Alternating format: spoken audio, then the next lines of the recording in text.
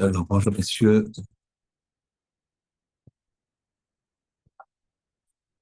Parashat Shelach Lecha, c'est 1784. Alors, Parashat Shelach Lecha, elle est liée à la Parashat Be'alotra qu'on a vu la semaine dernière. Parashat Be'alotra, elle a fini par un épisode un petit peu particulier qui était le suivant. Elle a l'épisode de Myriam. Myriam, elle a vu Sipporah, la femme de Moshe, qui était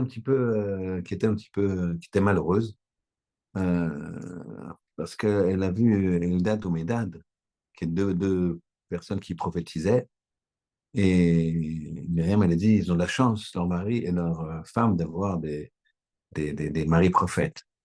Alors Tzipora, elle a dit comme ça, elle a dit, ah bah non, leur mari va se séparer d'elle.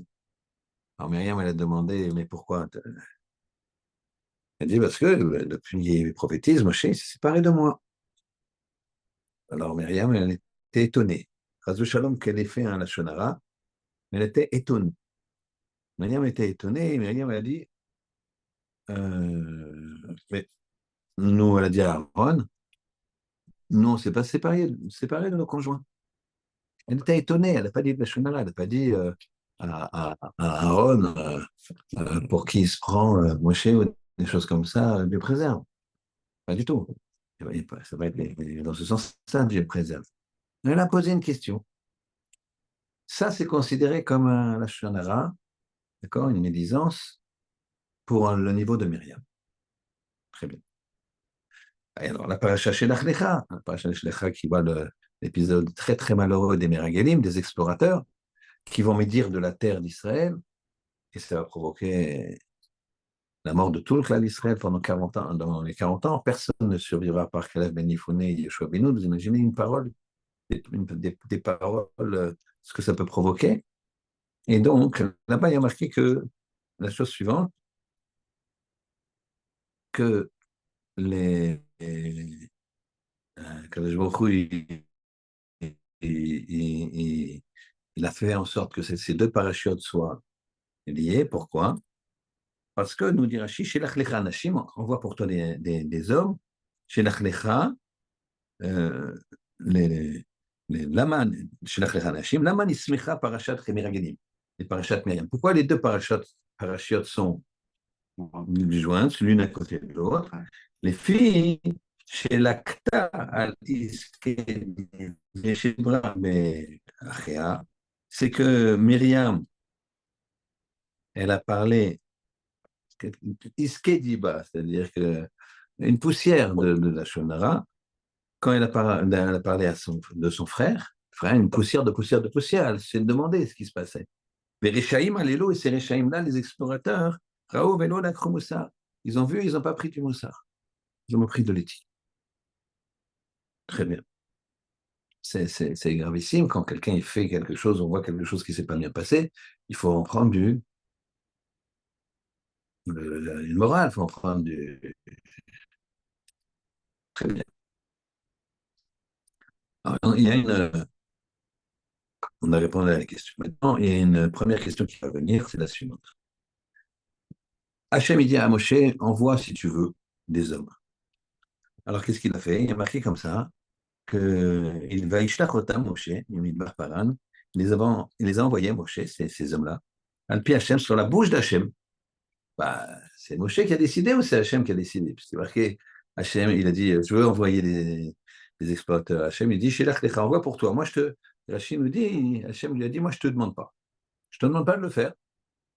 T'es pas Metsouvé, pas un ordre de le faire. Et puis là, il est marqué, Vaishlach otam Moshe min Vapira, al pi Hachem, la bouche d'Hachem. Kulam anashim, tous ils étaient des anashim. Anashim, c'est comme en yiddish, un mensch, c'est quelqu'un de bien. D'accord? Donc c'est des gens bien. Pas dit que tous les Ashkenazim sont bien, c'est monsieur. Il dit que yiddish, un mensch, ça veut dire quelqu'un est bien. Mais bataille, chaque juif il est bien. Ça va, Ashkenaz, Farad. Donc, Kulam anashim, c'est des gens bien. Alors en fait, Rabotai, c'est Anashim, ça veut dire des gens bien. Raché ben Israël, les mains. La tête des Bnei Israël. Chacun a la tête de sa tribu, le patron de sa tribu. Et pourquoi c'est Al-Pi Hachem? Parce que Moshe, il a dit, bon, je vais les envoyer, mais quand même, Hachem, il me dit, c'est pas, je te ordonne pas de le faire. Donc, est-ce qu'il veut que je le fasse, Hachem? Est-ce qu'il veut pas? Bon, je vais demander à Kadosh Baruch Hu, puisque ça se fait pas de redemander si tu veux. Moi, je vais demander, je voudrais les envoyer. Le peuple, il me met une pression. Qu'est-ce que je fais? Il dit, Shelach Lecha, envoie pour toi. Il m'a rien dit. Je ne vais pas encore redemander. C'est pas possible de redemander à Hachem. Voilà. Il faut que je comprenne son message. Alors maintenant, il les a choisis et il s'est dit, tiens, j'ai une façon. Il les a présentés un par un devant Hachem, nous dit le Midrash, et il a dit, il est tzaddik ou Racha? Ah, tzaddik. Tzaddik ou Racha? Tzaddik. Les 12 sont passés. Hachem, il a dit, c'est tous des Anashim. C'est ça, Alpi Hachem. Hachem, il a fait une sélection. Très bien. Maintenant, on va se poser une question. Question simple et en même temps, comment ces hommes-là, Hachem, il dit, ils sont tzaddik là. À l'instant T, ils sont tzaddik. Ils vont partir. Quand ils partent, ils sont tzaddik. Quand ils reviennent, Rachid en dit, Rechaim Alelu, et ils vont avoir une mort terrible. Leur langue, elle va aller jusqu'au nombril. Il y a des vers qui vont sortir du nombril, ça va rentrer dans leur gorge, ils vont mourir. Puisqu'ils ont péché avec la langue, alors ils vont fauter, ils vont avoir des, comme ça, des midrash, c'est terrible. Rechaim Alelu. Moi, là-bas dans Sanhedrin, 108, d'accord, un mot d'Aleph, elle dit qu'ils font partie des gens qui, c'est une marloquette, mais qui des gens qui n'ont pas parlé au Lamaba. Ils ont fait fauter les autres. Quand tu fais fauter les autres, c'est compliqué, très très compliqué. Quand tu fais fauter les autres, comment tu veux rattraper? Parce que celui qui a fauté, il a fauté pour lui, sa descendance et tout. Quelqu'un qui sort d'un chemin, ben, tu l'amènes dans le chemin, ben, lui, il amène dans ce chemin toute sa descendance, qui amène sa descendance. C'est très très compliqué de rattraper quelqu'un qui fait fauter les autres. Donc, comment ils ont pu? Et comment ils ont pu avec tous les miracles? Et avec tout ce qu'il a fait à Hachem? Tout ce qu'ils ont vu depuis. Comment ils ont pu? Ça, c'est la première. Deuxième question, puisqu'on est dans Myriam, poser une question très, très étonnante. À la fin de la paracha de la semaine dernière, il y a marqué que Hachem, il a dit à Moshe, écoute, c'est vrai que c'est tout petit ce qu'elle a fait, mais quand même, à son niveau, elle a la lèpre, elle a un système de purification de 7 jours. Et il y a marqué, Vitisager Myriam, Michutz Lamachane, elle a été enfermée dans le sens éloigné du Myriam, du Machane, Shivat Yamim, 7 jours. Myriam, le peuple, il ne s'est pas rassemblé, c'est-à-dire il n'est pas parti, il n'a pas voyagé jusqu'à ce que Myriam puisse les rejoindre. Et ici, il y a marqué, Rashi nous dit quelque chose d'extraordinaire, c'est Mida Kenegi Mida, Ze Akavod Chelek La Makom. Alors, on va expliquer. Bishvil Sha'achat, à cause d'un moment, 20 minutes à peu près. D'accord? Shinit Akeva le Moshe, Kesheoshlach lo Leor. Qu'on l'a jeté dans le fleuve. Moshe, on l'a jeté dans le fleuve, oui. Vous connaissez l'histoire. Vous avez tous vu le film. D'accord? euh, Eh bien, elle a attendu. Elle a attendu 20 minutes. Riga, c'est 20 minutes, 18 minutes. Chez Neymar, elle s'est restée sa sœur, Mirachok. La date, Machia, c'est l'autre. Eh bien, qu'est-ce qu'elle a eu, elle? Mida Keneged Mida, on l'a attendu 7 jours. 500 fois plus de temps. 500 fois 17 minutes, vous ferez le calcul si vous voulez, ça fait 7 jours.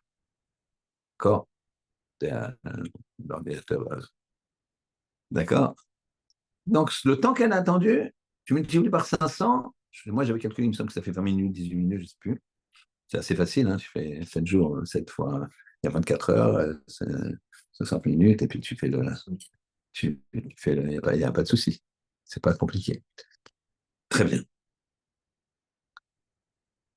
Alors, Mida Keneged Mida, on l'a Kavod, on l'a attendu. Maintenant, il y a une grosse question qui se pose. Une bombe à questions. Question énorme. C'est que c'est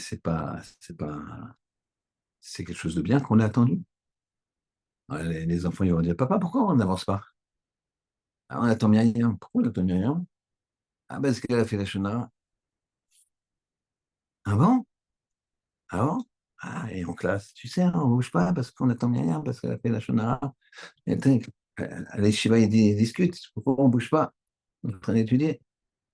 Alors, ils disent, pourquoi on ne bouge pas? C'est moi, juste chez moi. Ah, bah, bah.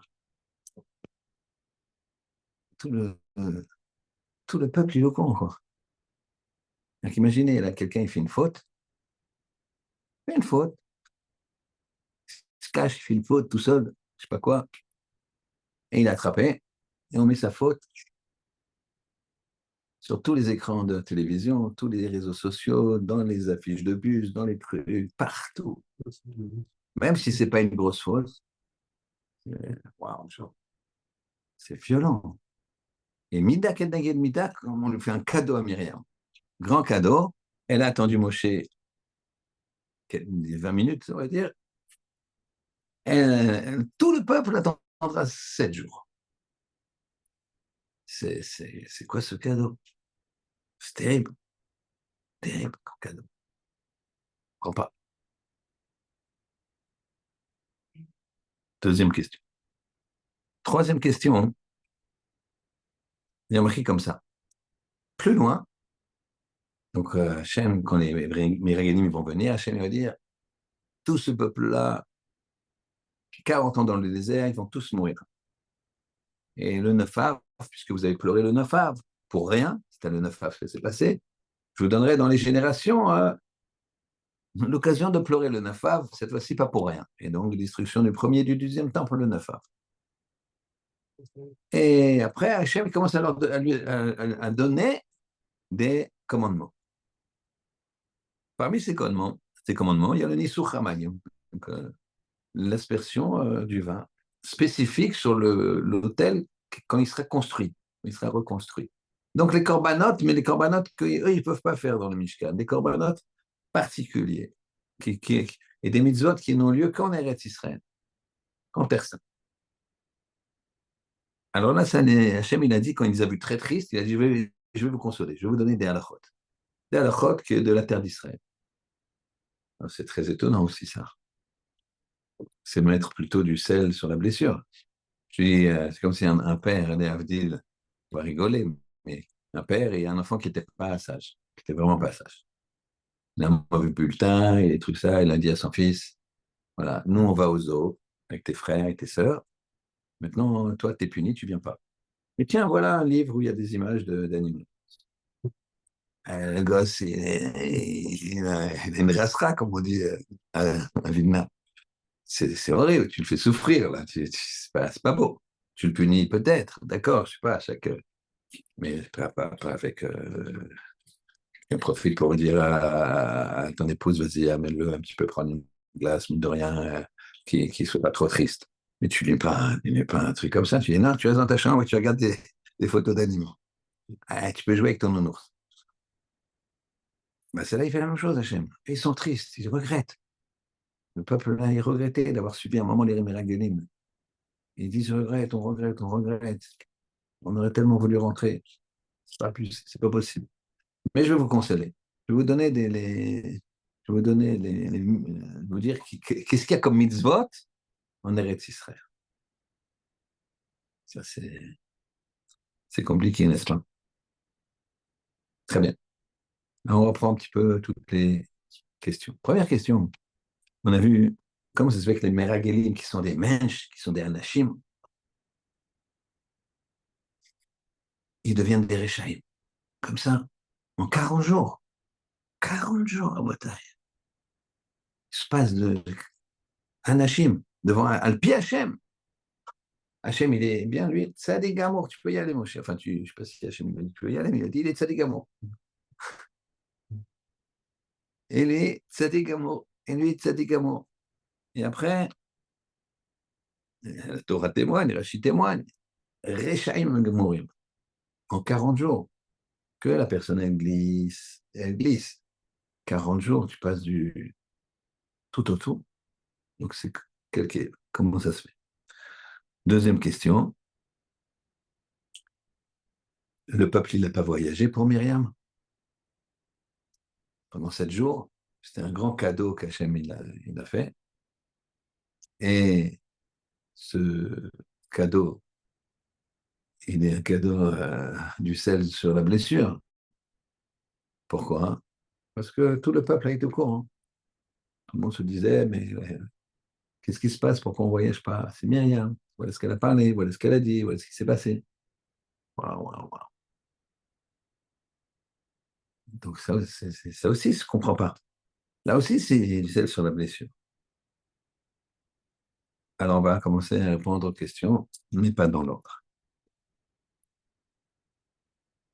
Il faut d'abord savoir que le travail des midotes, travail des midotes, travail des traits de caractère, c'est la base.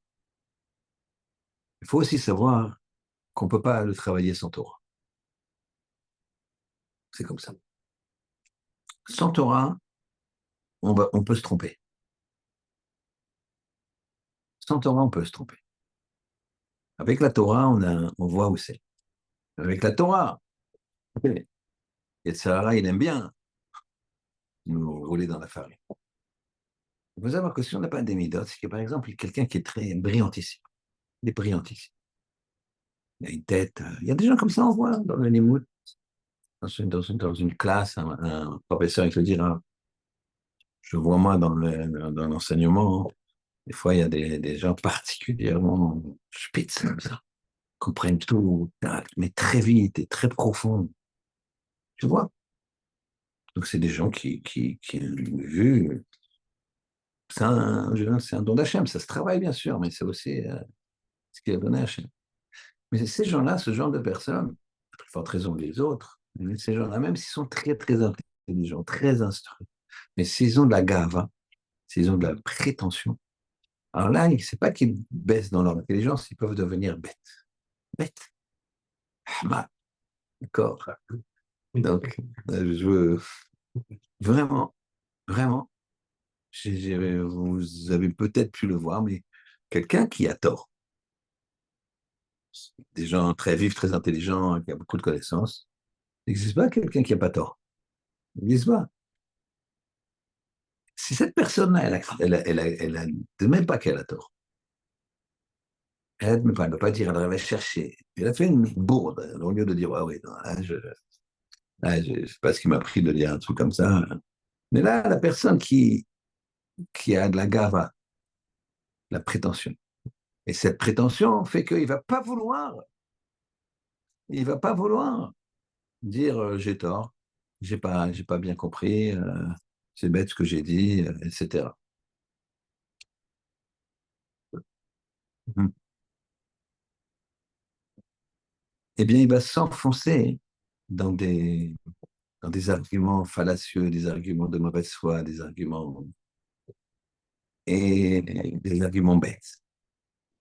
Donc la première chose qu'il faut avoir, c'est bien sûr les bases, c'est la Torah, mais après travailler ses midas. Et la première des midas, c'est la modestie, c'est la hanava. La hanava, c'est l'amida. D'ailleurs, Moshe, on n'a pas dit qu'il était piqueur, on n'a pas dit qu'il était fort, parce qu'il était très fort physiquement. On n'a pas dit qu'il était très vif. On n'a pas dit qu'il était très psychologue. Imagine la psychologie pour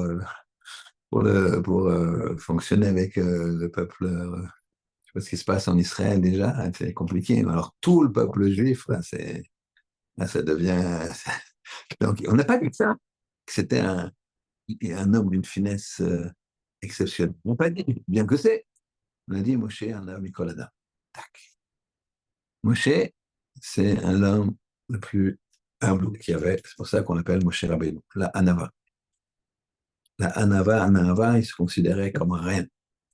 Il savait qu'il était très haut, mais il se considérait comme un rien, parce qu'il est tout ce que je suis, entre guillemets, haut, il me l'a donné. Donc c'est gratuit, il ne plus rien. Vous comprenez? Moshe, il a écrit Moshe Anaf Mikol Adam. Donc, je lui dirais, tu sais, je suis modeste et fier de l'être, hein. Donc, c'est bizarre. Ben, tu te dis, Moshe, il a écrit ça. Non, Moshe, c'est pas modeste et fier de l'être. Moshe, il dit Anav. Ah ouais, c'est qu'il est grand. Il dit non, parce que je sais que si tu m'as tout donné, Hachem, c'est toi qui m'as donné. C'est quand tu réussis, tu dis que c'est Hachem qui t'a fait réussir. Même si tu as préparé ton examen, même si tu as investi et tu as bien investi, et tout d'un coup, ça, tu as eu une idée. Mais cette idée, c'est Hachem qui te l'a donnée. Le moment où tu as eu un peu d'argent, c'est Hachem qui te l'a donné. Tout ça, c'est Hachem qui l'a donné.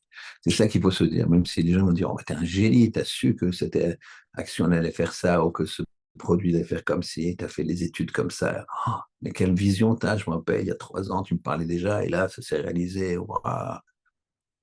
Rien, tu dois te dire. Hachem, il m'a mis cette vision-là. Hachem, il m'a mis le moment de sortir, d'investir. Hachem, il m'a dit de m'associer avec ces gens-là, etc.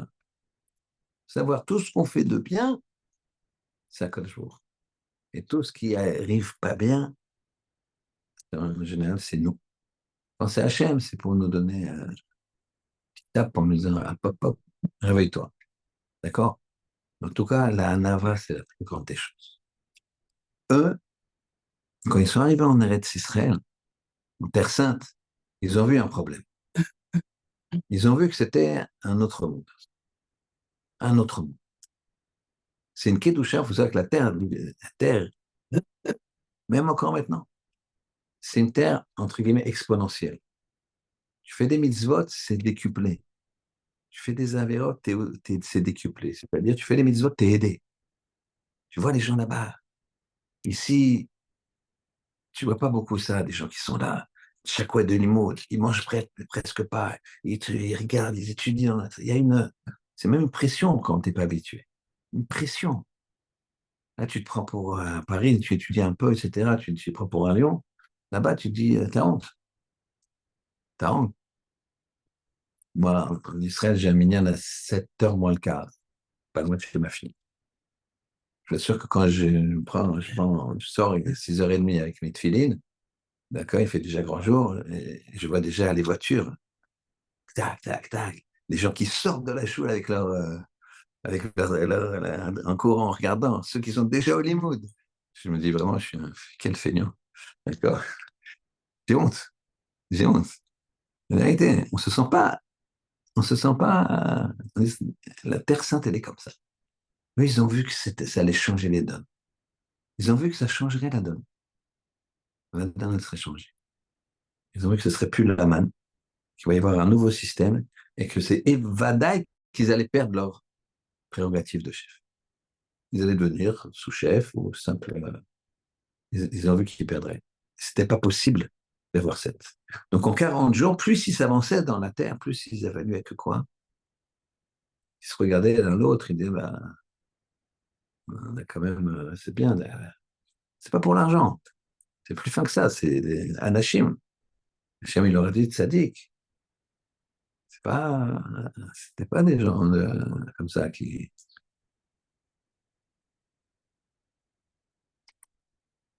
Là, on voit que quand on a une négia, une négia, ça veut dire que tu es intéressé par la chose, que t'es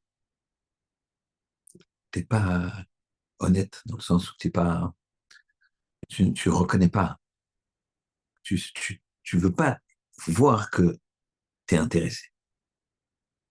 On te demande un conseil, et ça, c'est marqué à Roux. Maudit soit ceux qui fait comme ça, quelqu'un lui demande un conseil, et le bon conseil pour cette personne, c'est B. Et, et lui, il va dire A. Pourquoi? Parce que A, ça l'arrange plus. Donc, il est intéressé par que l'autre qui fasse A, d'accord? Mais il sait bien qu'il faudrait lui dire B.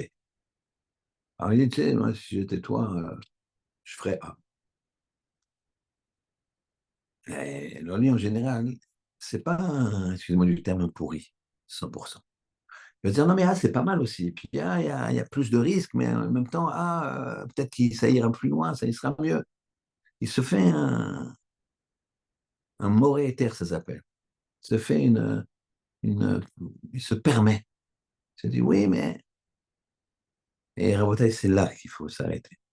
Parce que des fois, l'autre, c'est notre Yetzirah, notre Yetziratot. On joue avec.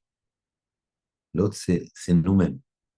Il faut voir si je suis pas Nogé Badavar, si je suis pas intéressé. Nogé Badavar, c'est touché par la chose.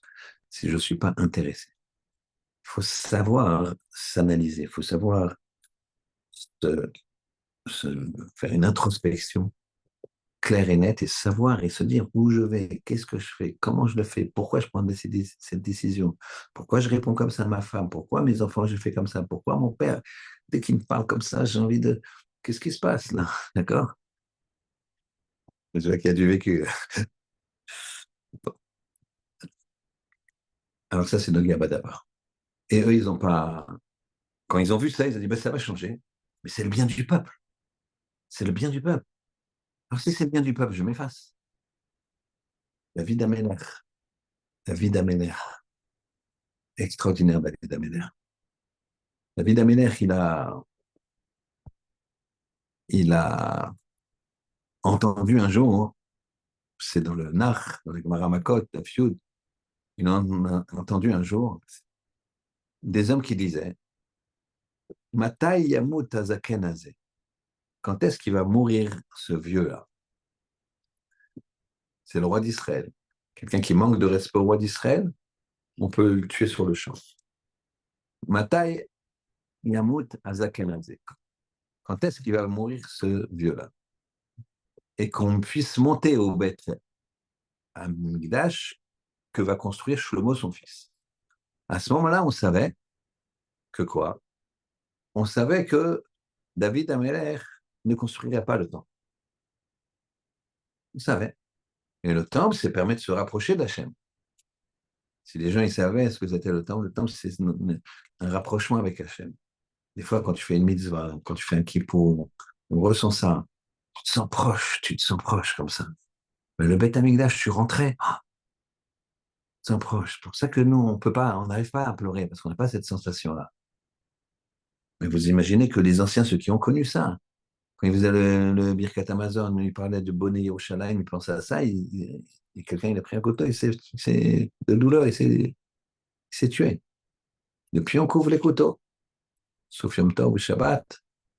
Et encore, le Taz dit qu'il y a des communautés en Galicie qui, même Yom Tov et Shabbat, ils couvrent les couteaux. Mais bon. Donc, David Ameller, qu'est-ce qu'il dit? Il dit à Hachem, euh, au lieu de dire à ses gardes, amenez-moi cela, coupez-leur la tête. Et alachiquement, il avait le droit. Le roi, il te dit, verse-moi de l'eau, tu verses pas d'eau. Chayav mita. C'est le roi, c'est loin d'Hachem. D'accord? Il est loin par Hachem. Donc là, c'est pas qu'ils ont désobéi, c'est que quand est-ce qu'il va mourir ce vieux-là? Quand il parle du roi, il a entendu. Mais c'est Marty. Il s'est réjoui. Qu'il ne les tue pas, c'est une chose. Qu'ils disent rien, c'est une chose. Qu'ils se réjouissent. Et c'est pas ça, la suite du dialogue. Il dit à Hachem, Hachem, t'as vu comme il t'aime? Ils veulent le Beth Amikdash pour se rapprocher de toi. Tue-moi, Hachem, tue-moi, prends-moi, tout de suite. Tue-moi. Ça, tu fais venir Shlomo. Shlomo, il fait, tac, plus vite possible. Ils te servent, mieux c'est pour toi, mieux c'est pour eux. Je suis un barrage. Moi, je veux pas être un barrage entre le peuple et toi. Si je suis un barrage, puisque tant que je serai vivant, le Beth Amikdash ne sera pas construit, alors tue-moi, ça y est, laisse-moi vivre. Comprends? Donc, c'est-à-dire qu'il s'efface complètement. Et il est joyeux de ça. Il dit, oh, comme il t'aime, ma chère. T'as vu, ils veulent vraiment. Il n'a pas vu son problème à lui. Ouais, ils m'ont traité de bien, ils m'ont traité de quoi? Moi, le roi, ils veulent que je meure. Waouh, tuez-les. Laïquement, aucun problème. Et là, il s'occupe même pas de ça. Il se dit, t'as vu, ils veulent te servir. Il regarde la fin de ce qu'ils ont dit. Comme ça, son fils y vienne et c'est là quand je il dit, et attention, c'est très très important. Quand je il dit, je préfère Tovli pourrais faire un jour que tu étudies la Torah, un jour. Tu veux que je te tue, mais moi, mon plaisir, si on peut dire ça, Hachem, il lui dit, tu sais, quand tu étudies la Torah un jour, c'est mieux que les 1000 korbanot ola. Korban ola, c'est un korban entièrement brûlé pour Hachem. Il y en aura 1000 le jour de l'inauguration par Shlomo. C'est mieux que les 1000 que va faire Shlomo Melech. Un jour où tu étudies la Torah dans tes tentes, comme ça, tranquillement, tout seul, ça me fait plus de Reach Nichoa, ça me fait plus c'est plus agréable pour moi que les 1000 korbanot qu'il va offrir Shlomo Melech. Et là, on voit le pouvoir de la Torah, il va répondre à la question que Rav Shmuel Shapira il demandait. Il a demandé, je crois que c'est Rav Shmuel Mozovski, il a demandé un des deux. Hachem, on a dit qu'il les a consolés en leur disant, attendez, vous allez pas rentrer en Terre Sainte, c'est pas grave, je vais vous donner des mitzvot, voilà, je vais vous apprendre des mitzvot qu'on fait en Terre Sainte. On avait pris une image de cet enfant qui est puni de Zorro et le père lui donne un petit livre d'images d'animaux. Eh bien, non. Alors, il avait commencé à leur donner les pratiques de la Torah, les textes de la Torah, les Mishnayot, les Gemarot, tout ça de la Torah. Ils ont commencé à étudier, ils ont étudié. Et là, ils se sont enflammés. Ils avaient l'impression qu'ils faisaient la chose. Et c'est ça leur consolation.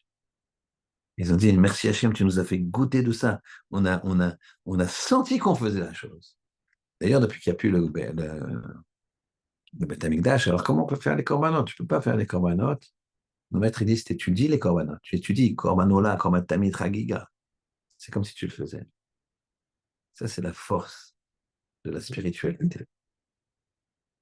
Et donc là, on comprend déjà que c'était pas du sel sur une blessure, c'était non, il les a consolés en leur donnant ces mitzvot qu'on ne peut faire qu'en Terre Sainte, qu'en Israël, en Eretz Israël, et ben en leur donnant ces mitzvot, ça, ils ont été, chaque fois, ils ont été complètement pris par le limoud, mélangés à cette, avec cette sensation de faire la mitzvah, parce que c'est dans la tête que ça se passe, vous savez bien, dans la tête que ça se passe.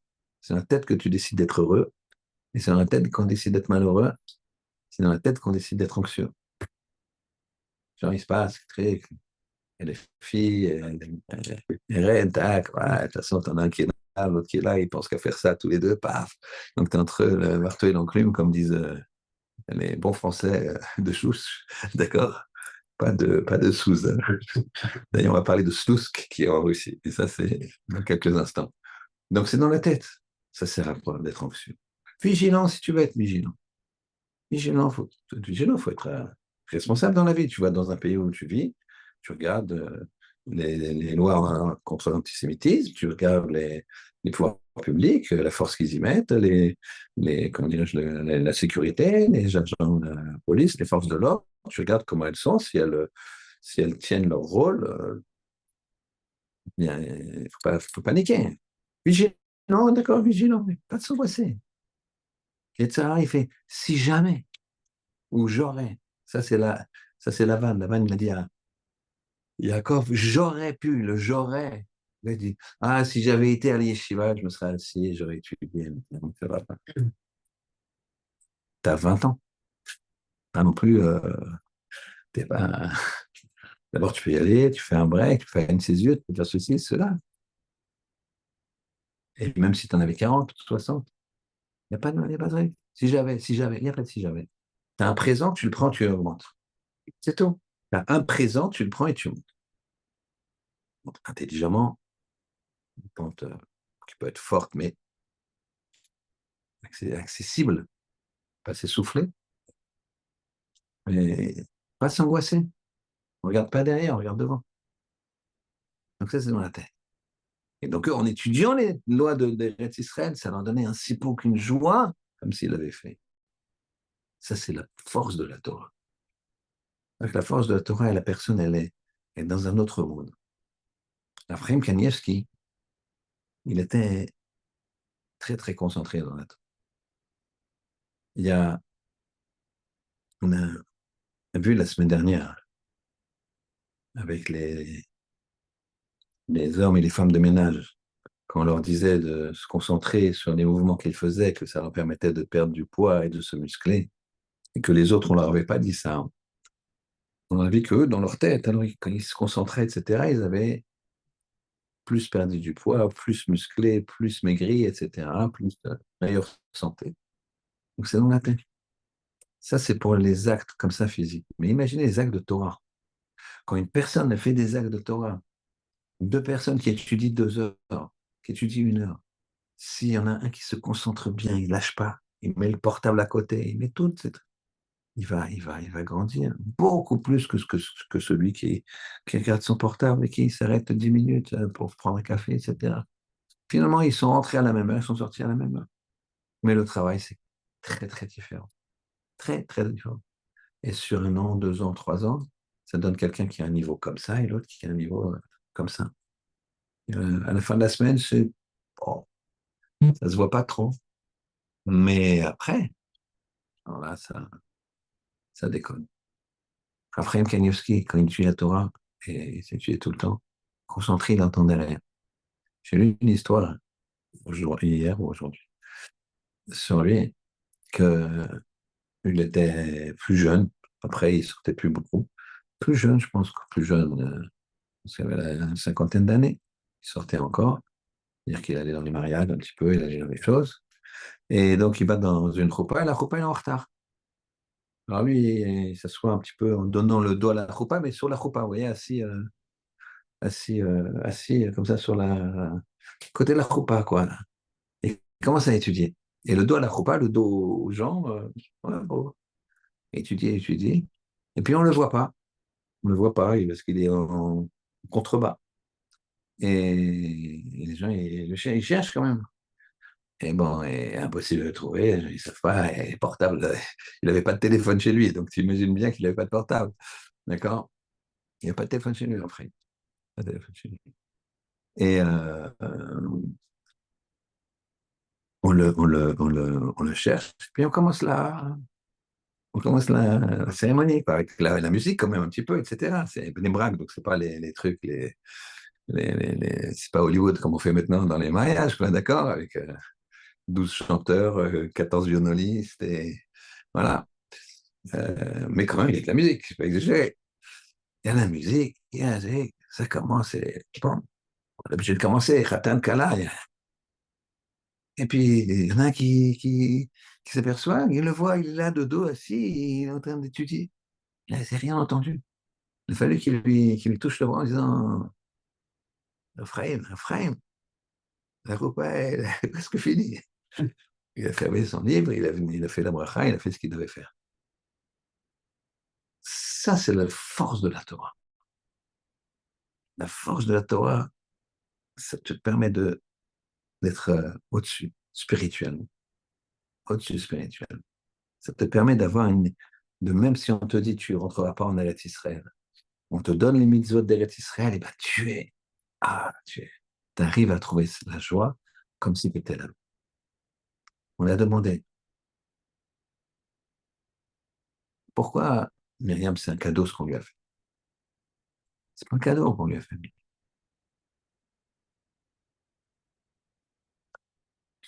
C'est une punition quand même. Tu fais une petite faute, tu regrettes. Puis même si c'était une petite faute, les gens ils ont retenu la Shona.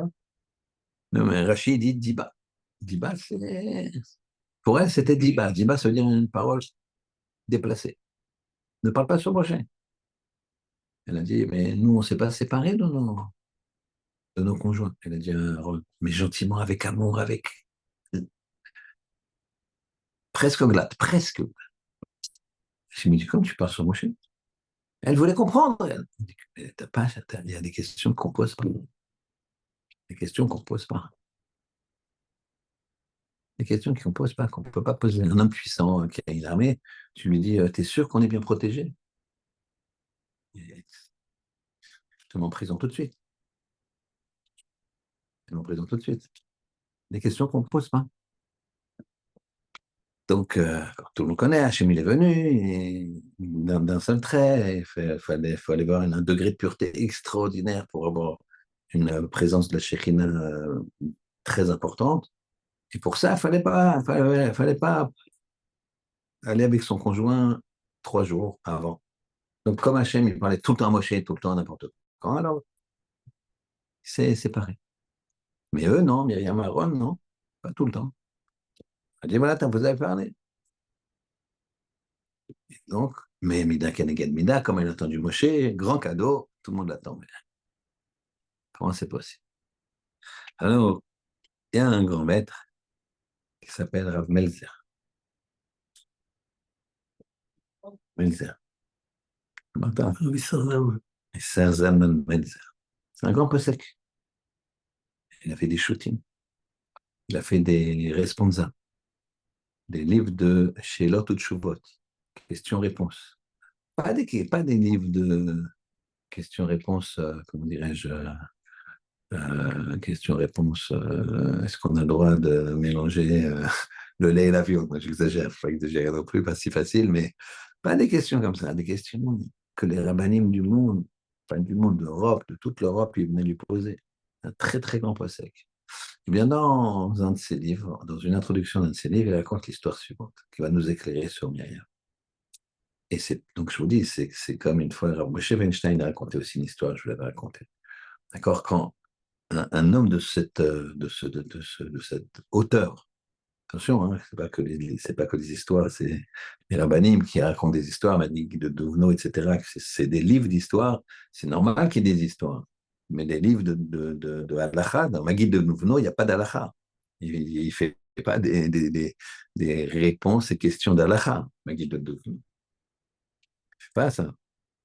Et dans les responsables, les rabbinim, ils ne font pas. Regardez les maîtres, même Mishnah Brura, tu n'as pas trouvé une histoire dans Mishnah Brura. Peut-être une fois dans un Sharit Sioun, là, dans Ilchot Yom Kippour, mais bon, c'est. Et alors, il raconte l'histoire suivante. C'était à Sloust. C'est un din Torah qu'il a eu l'occasion de faire. Il dit que un jour, un homme qui s'appelait Docteur Lévy, il rentre dans une petite épicerie. Comme ça, milieu d'après-midi, 3 heures, 3 heures et demie. 3 heures, 3 heures et demie, il rentre dans une épicerie, il commence à faire ses courses. Et pas pour longtemps, parce qu'à peine il rentre, le,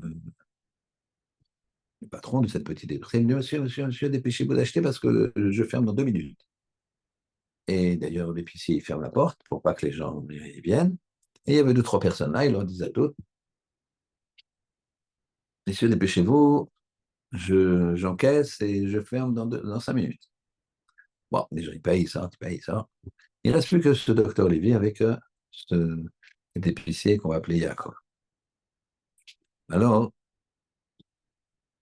Yaakov, il, euh, Yaakov,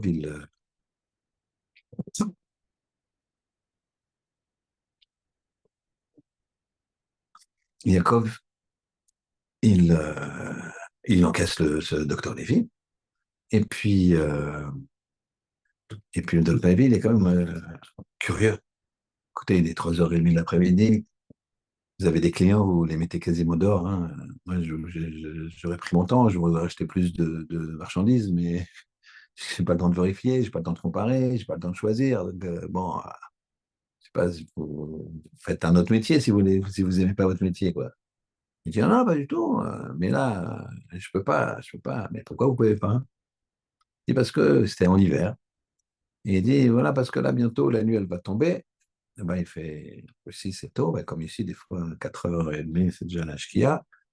Donc, là, il faut que je ferme. J'ai 20 minutes de marche pour aller à la synagogue pour faire la prière de Mitra. Et donc, si je traîne, je vais louper. Ça, c'est en hiver, en été, évidemment, je ne sais plus. Le docteur Lévy, il est complètement, c'est un juif, de père et de mère. Il est marié avec une juive. Mais complètement frais, malheureusement, complètement assimilé, il ne croit même pas en Dieu, bon, rien. Il dit, mais je sais quoi, Mincha? Il dit, c'est la prière l'après-midi. Quoi, Arvis, quoi. Il dit, mais je comprends pas. Vous pouvez prier un peu plus tard et gagner plus d'argent. Il dit, mais moi, je m'en fiche d'argent. D'abord, les horaires de prière, c'est les horaires de prière. On ne peut pas s'amuser. Et il y a des règles, mais apparemment, c'est un peu compliqué de vous expliquer tout ça. Mais l'essentiel dans une vie, c'est de faire des mitzvot pour les olam haba. Il dit quoi? Les olam quoi? Les olam haba, le monde qui vient. C'est quoi le monde qui vient? Bah, après la mort, le neshama, le corps, il devient ce qu'on sait. Le neshama, il monte et elle est jugée sur ses actions. C'est un petit peu complexe. Mais après, il y a des fois des karchers là, qui s'appellent Guéinam, un petit peu au chaud comme ça. Et des fois oui, des fois non. Bref, chacun avec son. Voilà, c'est le résultat de ses actions. Mais après, il y a le Olam Haba. Et là, c'est un grand bonheur. Il lui a dit, non, là-bas, mais vraiment, croyez à ça, vous? Bien sûr, je crois. Et vous savez, quand Israël, Israël avec l'Olam Haba, tout juif, il a parole à l'Olam Haba. Tous les juifs, ils ont parole au Olam Haba. Tous les juifs, ils ont parole au Olam Haba. Il dit, et il lui dit, même toi, tu as parole au Olam Haba. Alors, il me dit, ah bon? Ah oui, oui, sachez que vous avez parole au Olam Haba. En tout cas, comme Israël, Israël avec l'Olam Haba. Alors, il lui dit, mais ça vaut de l'argent, alors, le Olam Haba. Il veut se moquer. Il dit, oui, oui, c'est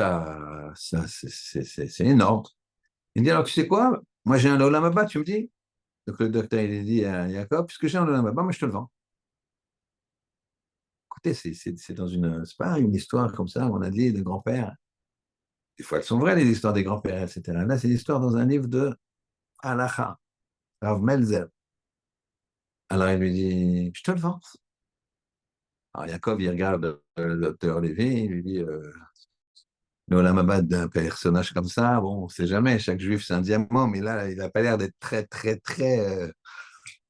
Et avant qu'il dise quelque chose, puisque le docteur Lévy, ça reste un homme correct, il ne veut pas non plus. Et pour lui, ça vaut rien. Donc il dit, écoute, tu sais quoi, je te le vends un rouble. Ah, Jacob, il dit, ah, un rouble, aucun problème, il sort un rouble.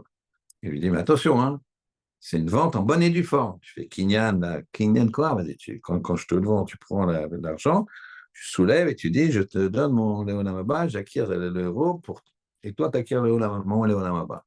Ils font le truc en bonne et due forme, tac, Kinyan, tac, tac. Et le docteur Lévy il rigole et puis il dit, il voit une caisse de Tzedaka, mais bon, et donc il ne veut même pas profiter de ça, c'est un homme gentil, mais complètement malheureusement pour lui, à l'ouest, enfin à l'est, puisque c'est en Russie. Euh, Très bien. L'histoire a pu s'arrêter là, 15 ans plus tard. 15 ans plus tard, Yaakov, il est un peu vieilli, mais il avait toujours Mikra, oui, tout.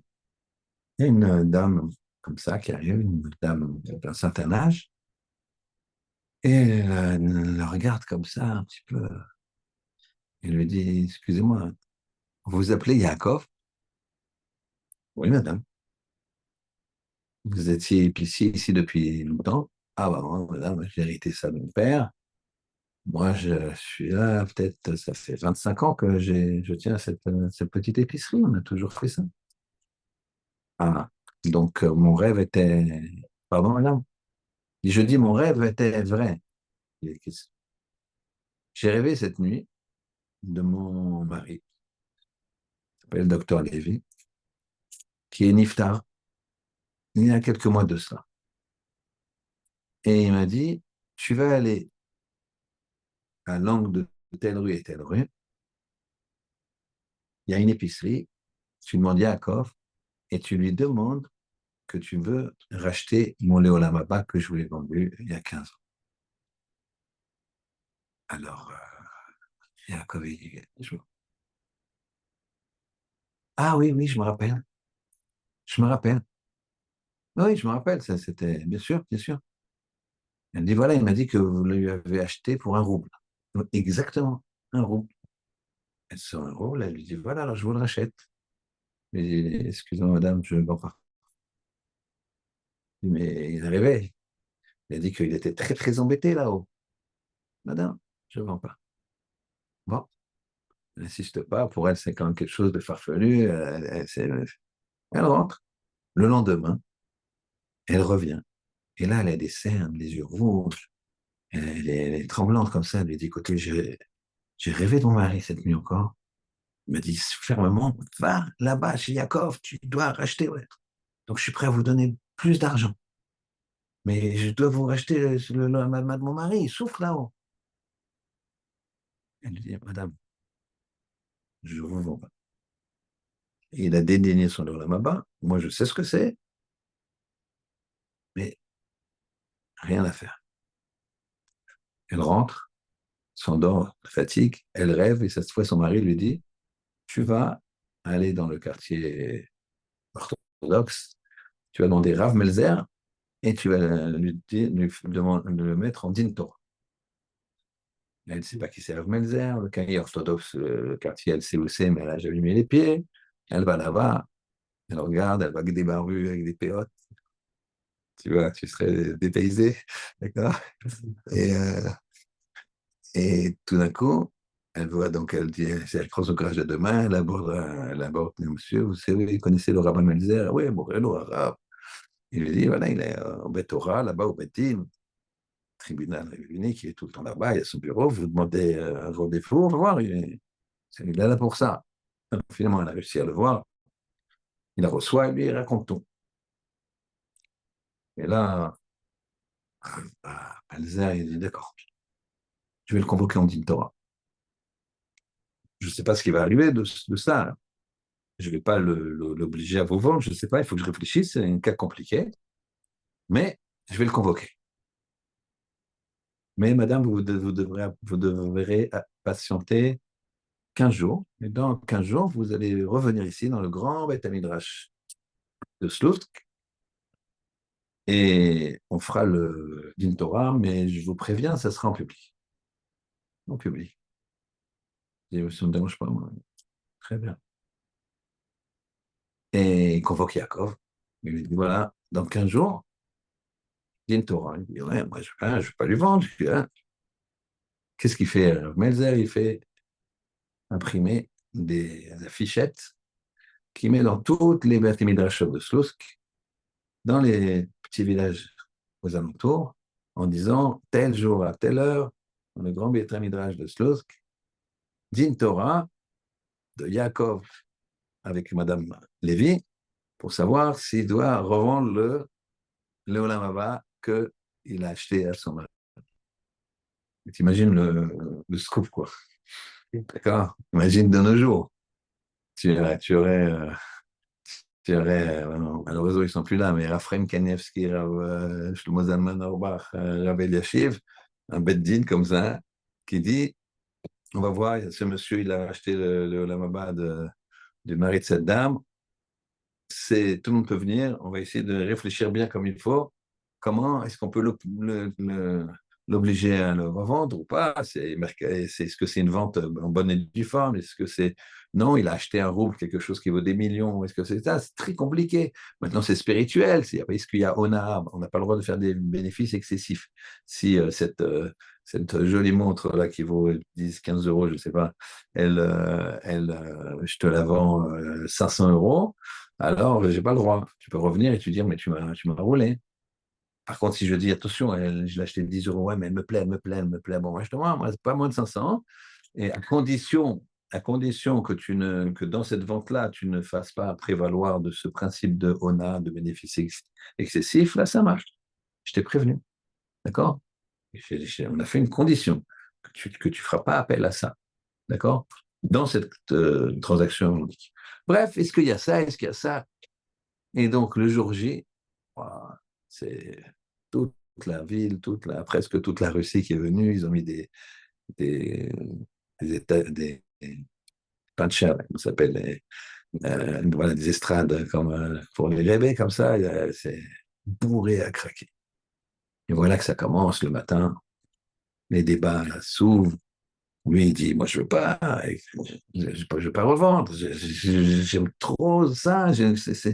C'est vrai, tant pis pour ce monsieur, il avait qu'à pas mépriser, il a méprisé comme ça. Non, je sais pas, il y a pas, moi, c'est pourquoi je me priverais d'une part de l'Olam Haba. Non. Et elle a dit, mais moi, je suis malheureuse pour mon mari, et puis il vient en rêve, et je suis pas bien. Ah, et les gens aussi, les gens sur les bancs, etc., ils discutent. Ah, Manu, qu'est-ce que t'en penses? Ouais.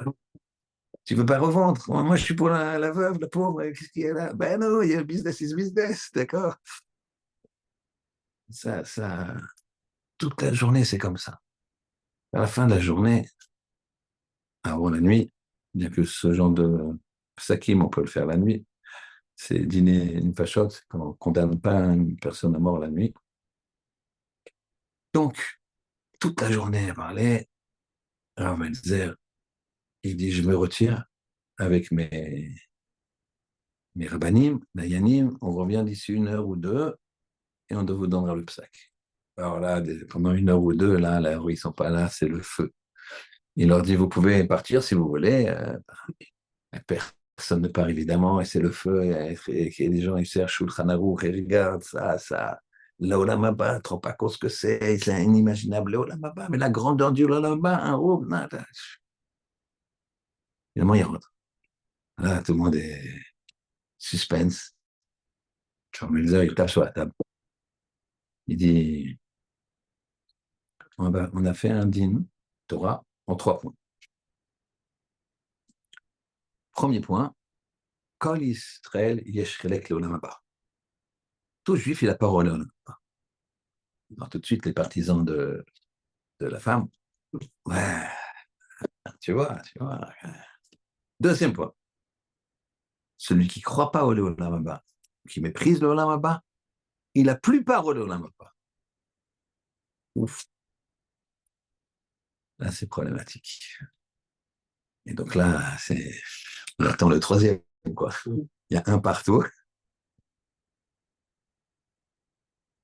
On sait qu'il y a encore un but, mais pour le qui? Et il dit, troisième point,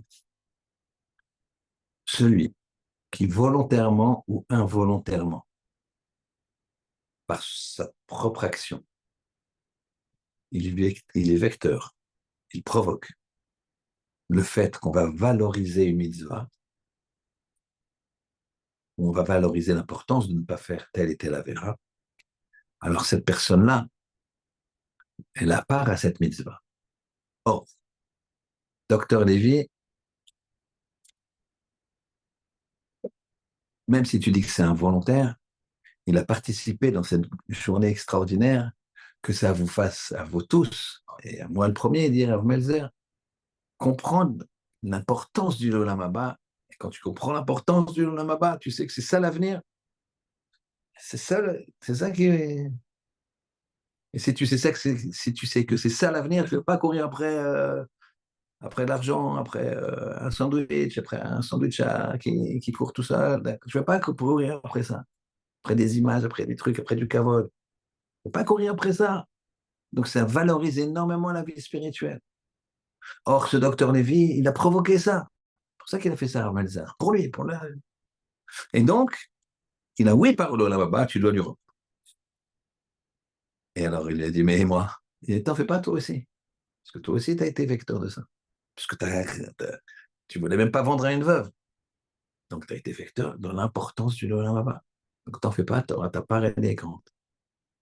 Maintenant, on revient à Myriam. C'était quoi le cadeau qu'il a fait à Hachem, à Myriam? Tu as attendu 20 minutes, tu vas attendre 7 jours, tout le clan d'Israël, il va attendre 7 jours. Et quand ils vont dire, ah ben, pourquoi on attend? Parce que Myriam, elle est lépreuse. Pourquoi elle est lépreuse? Parce que. Ah, pardon. Pourquoi elle est lépreuse? Elle est lépreuse parce qu'elle a fait un petit. Ah bon? C'est important que ça. Et donc, elle a été vecteur pendant 7 jours, que les gens ils parlent de l'importance de la faute de la chose. Et c'est ça le problème des Meragelim.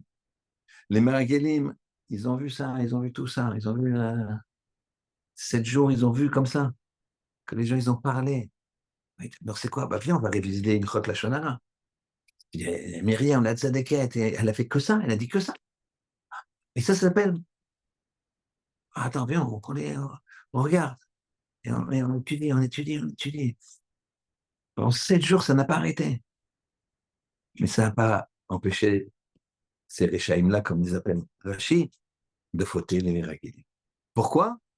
Parce que Nogué Abadavar. Parce que Nogué Abadavar, parce qu'ils sont pas objectifs. Quand on choisit la Torah, Rabotai, non seulement tu t'influences, tu te valorises, mais tu valorises l'autre. Tu es un exemple pour l'autre. Tu es un exemple pour l'autre. Il faut savoir que là, c'est les vacances. On sait que les vacances. Alors souvent, les jeunes, quand ils sont en vacances, alors, ils ont tendance à se lâcher. Les études, c'est dur. Les études, quand tu fais les études, quelles qu'elles soient, c'est dur. Il y a l'examen. Et là, juin, c'est déjà fini les examens. Donc les gens me disent, t'as vu, quand je vois un garçon comme ça qui travaille, qui est sérieux, je lui conseille de faire attention au mois de juin, juillet, août. Et c'est là d'ailleurs où on voit quand la personne se confronte. Quand elle ne sort pas parce que quoi? Parce qu'elle a des examens. Mais après, papa, j'ai eu le bac, papa, j'ai eu ça, j'ai eu ma 21, j'ai eu ceci, j'ai eu cela. Non, prête-moi ta carte, juste 10 jours, je vais à Mykonos. Vous êtes déjà parti l'année dernière. Moi, alors j'irai à Ibiza. Donc, il faut faire très attention. Les jeunes comme les moins jeunes, comme tout. Faire très, très attention. Et comment on fait attention? On se fixe des objectifs de Torah. Et quand on se fixe des objectifs de Torah, on va travailler notre anava. Pourquoi? Parce que tu vois bien que je parle pour moi, qu'on ne connaît rien. Et Shulchan Aruch, ça se prend à l'envers, à l'endroit. Je plaisante pas. C'est pas de la fausse modestie. Donc ça veut dire que ça t'oblige. Ça t'oblige. Après, quand tu es jeune, mais c'est pas seulement jeune, mais quand tu te dis, moi, je vais faire une semaine de schémas. Moi, le gars, il a 70 ans. Il dit, tu sais quoi? Moi, tous les matins, je vais rester, je vais à la prière le matin. Je vais rester, je vais trouver quelqu'un. Je vais voir monsieur le rabbin, vous n'avez pas quelqu'un? Ah si, qu'est-ce que vous voulez étudier? Je sais, moi, je connais ça, ça, ça, je vois ça. Attendez, je vous trouve quelqu'un, oui. Et là, il y a un collègue, il y a quelque chose, il trouve un jeune, tiens, pendant 1 heure, tu prends monsieur Intel. Et puis après, il en prend un autre, monsieur Intel, vous allez avoir Shimon pendant 1 heure, et puis Réhouven.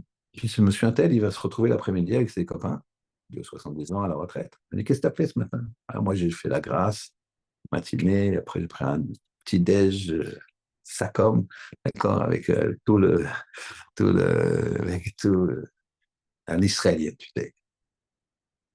Et donc, vers midi, je me suis un peu promené, j'ai un peu somnolé, et puis voilà, il est 14 heures. Et toi? Ah bah alors, moi, je me suis levé, j'ai fait ça, j'ai étudié ça, et je vais t'apprendre d'ailleurs, j'ai truqué. Tu sais que le matin, il faut faire une initiative comme ça, parce que sinon, il a tout mal sur les mains, et tac.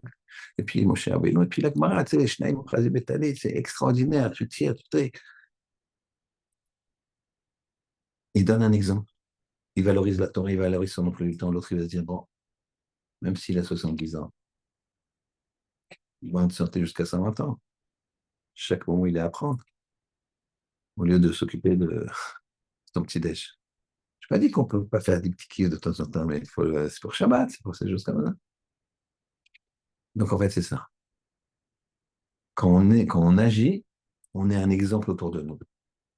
Un père qui veut éduquer son enfant, il ne faut pas qu'il lui dise c'est bien la Torah, c'est bien ceci, c'est bien cela. Il faut qu'il étudie la Torah, le père. Qu'il étudie la Torah, que le fils, il le voit le voir. Pas le soir, il va le voir et il s'endort, il regarde un journal et je ne sais pas ce qu'il fait. Et même si la personne, c'est un homme de la Torah à plein temps, c'est qu'on rentre le soir, il fait ah, non, non, tu ne viens pas du boulot là. Ça, tu as le droit de le faire si tu viens du boulot. Tu viens t'étudier la Torah. Ah, je vais quand même. Viens, mon fils, je vais te montrer un truc que j'ai appris là. Il y en a une minute, tu vas voir, très intéressant. Regarde, qu'est-ce que tu en penses? Toi, tu aurais fait ça ou tu aurais fait ça? Shimon ou Lévi? c'est être un exemple. Être un exemple. Quand tu es un exemple volontaire ou involontaire, bon, tu prends. Tu prends des cartouches pour des olam. C'est ça le principe. La, la- quand on prend une décision, alors quand on s'y tient, on a ce qu'on appelle une siyata d'Ishmaïa. Il y a un couple d'Israéliens qui ne sont pas religieux. Et le mari, il regarde quand même, il s'intéresse et il veut manger cachère. Il dit à sa femme, j'aimerais manger cachère. Du coup, mon cher mari, moi, ça ne m'intéresse pas. Vas-y, si tu veux. Alors, il se débrouille à la maison pour manger cachère, parce que si tu peux manger cachère, ceux qui ne mangent pas cachère, ils mangent aussi cachère. Ceux qui mangent cachère, qui veulent manger non cachère. Donc, elle accepte de faire cachère à la maison. Ça, en Israël, ça va, la viande se trouve. Mais elle, non. Elle dit non. Ben, lui, il respecte, il se respecte.